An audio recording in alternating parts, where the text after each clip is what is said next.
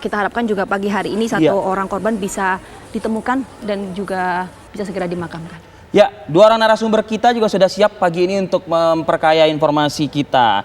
Pertama saya ingin menyapa dari BMKG, ada Kepala Pusat Meteorologi Publik BMKG, Mas Pak Fahri Rajab. Selamat pagi, Assalamualaikum Pak Fahri. Waalaikumsalam, selamat pagi. Ya, dan juga ada Pak Eka Widiawan, ini anggota BPBD Kabupaten Sukabumi. Selamat pagi Pak Eka. Selamat pagi. Saya ingin dapat gambaran umum dulu ya yang terjadi di 2 wilayah Bogor dan Sukabumi dan beberapa wilayah lainnya juga mungkin ya. Tapi kita fokus ke yang memang cukup viral, masif kerusakannya. Pak Fahri, apa yang terjadi dengan Bogor dan khususnya Sukabumi ini, Pak Fahri? Iya, dari sisi kondisi cuacanya ya yang terjadi kemarin memang adanya curah hujan yang cukup lebat ya di sekitar Bogor, Sukabumi gitu ya.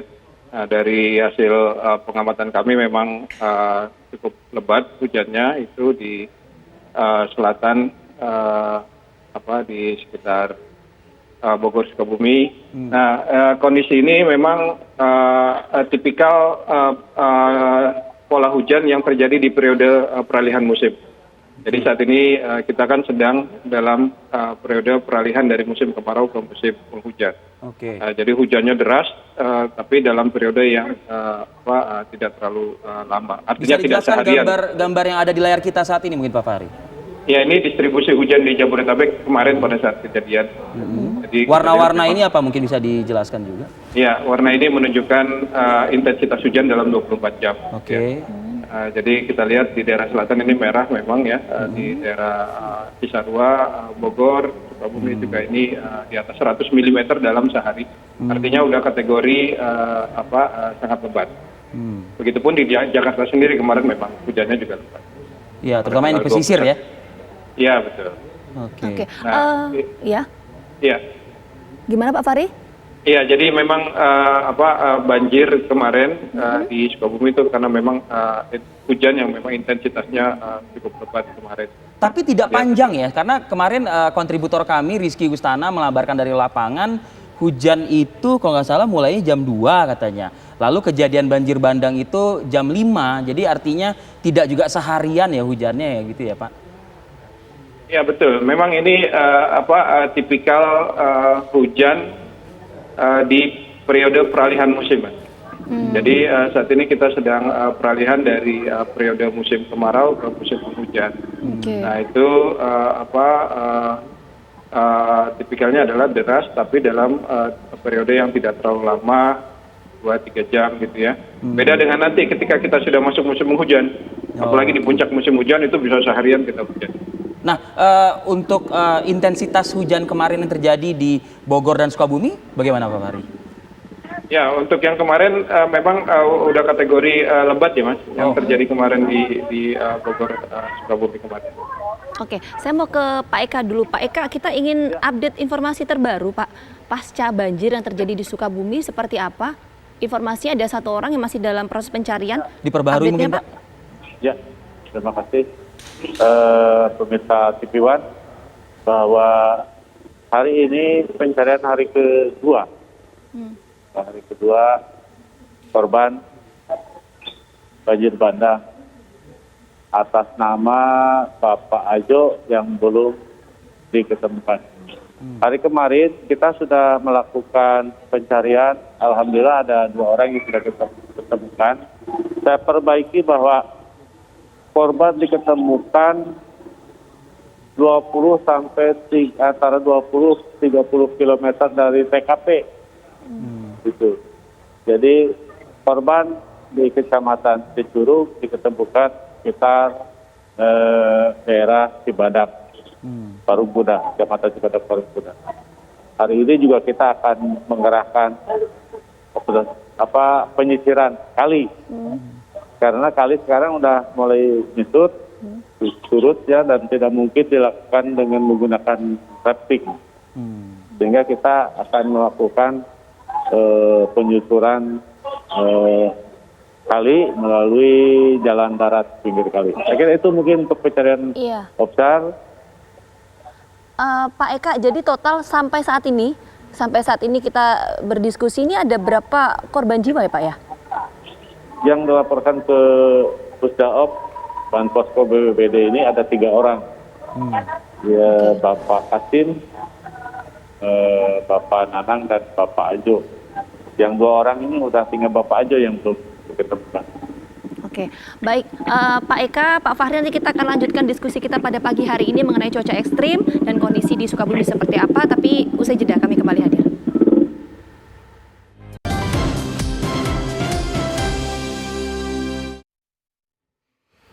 Ya, kita perbaharui lagi situasi di lapangan bersama dengan Pak Eka Widiawan, BPBD Kabupaten Sukabumi.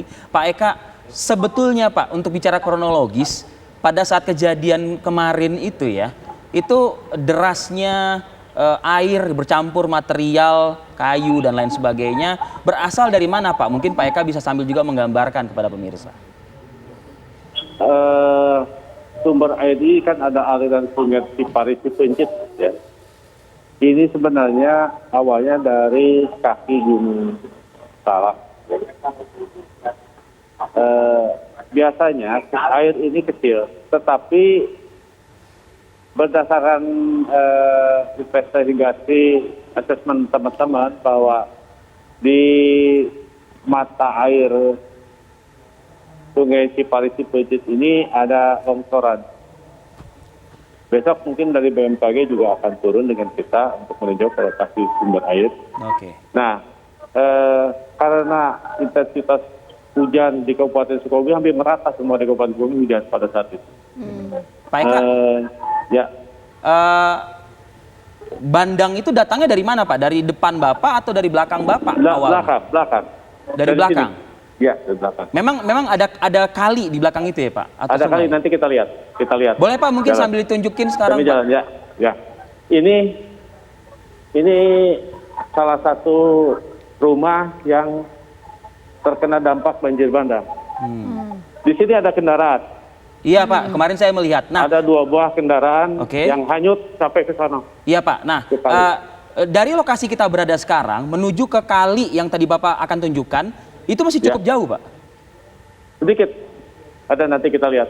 Kita jalan sekitar 1 menit sampai. Ya, Oke. kita jalan nggak nyampe 1 menit kita nanti belok. Jadi praktis material itu terbawa dan menyapu lingkungan warga yang ada di Ya. gambar kita saat ini, begitu ya Pak? Ya, betul. Jadi ini air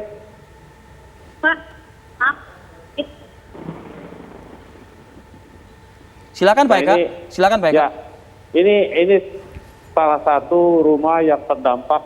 Air itu datang dari sebelah kiri saya. Jadi langsung menerjang rumah ke sini. Oke. Ketinggian air berapa Pak? Saya membaca di pemberitaan ada menyebut 6 meter Pak. Betul itu Pak? Kisarannya sekitar yang derasnya itu kalau di arus bawah 5 sampai 6 meter. Kalau di bawah ya Pak ya? Ya kalau di sini lebih dari 1,5 meter. Oke. Pokoknya kalau saya berdiri di sini Heeh. itu sudah menurut Iya. air mungkin segini. Sudah Karena setinggi atapnya Bapak juga lah ya, rusak gitu ya? tuh kalau kita lihat di Iya. belakang atap-atap Ya. rumah. Jadi air itu langsung menerjang dari belakang saya ke sini, belok ke sini, ya ke depan sampai Pak Eka- menghanyut air. Pak Eka tadi menyebut juga ada dataran yang lebih rendah ya Pak ya? Gitu ya? Ya, Dan- ini agak tinggi ini. Nah di oke, sini. ada juga yang rendah. Nah kalau yang Ya. rendah itu Pak, itu ada pemukiman warga juga di situ?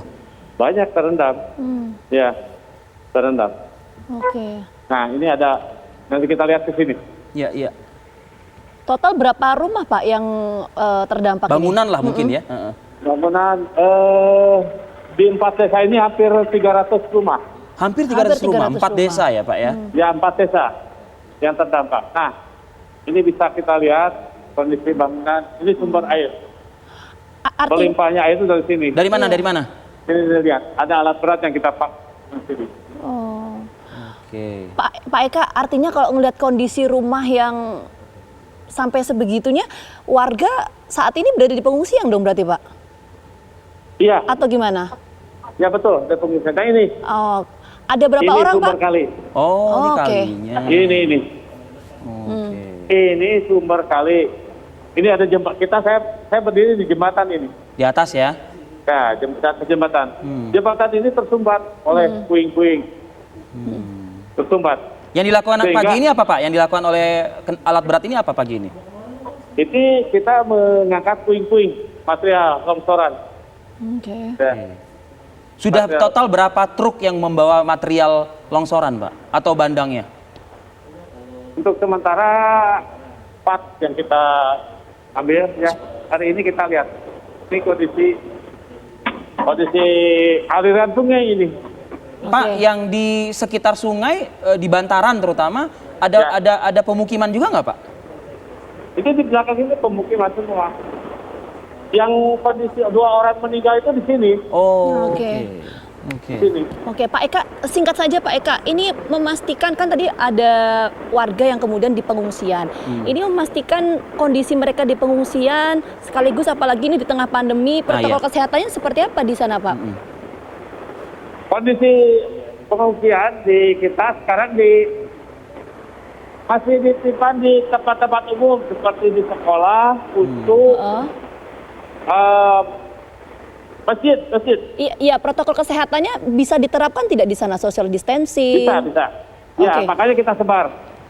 Ada beberapa anggota keluarga yang dititipkan di saudara atau anak saudara Oke. sendiri.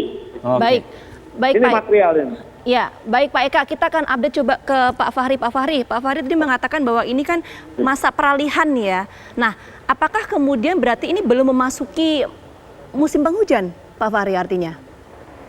Iya, memang saat ini kita baru terutama di Sumatera ya, Sumatera bagian utara yang sudah mulai memasuki musim penghujan.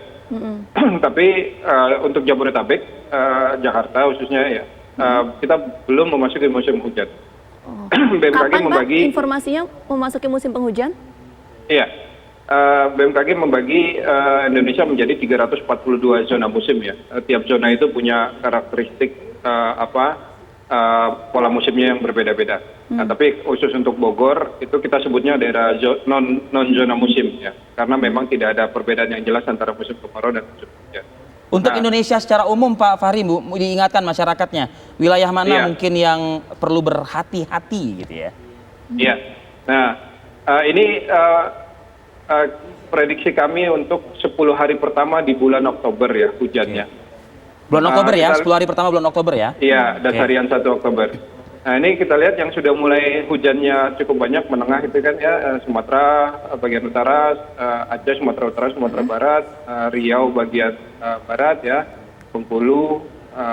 Nah, untuk Jawa, terutama di Jawa Timur, Bali, NTB, NTT ini masih sangat sedikit hujannya, karena memang masih dalam periode musim kemarau.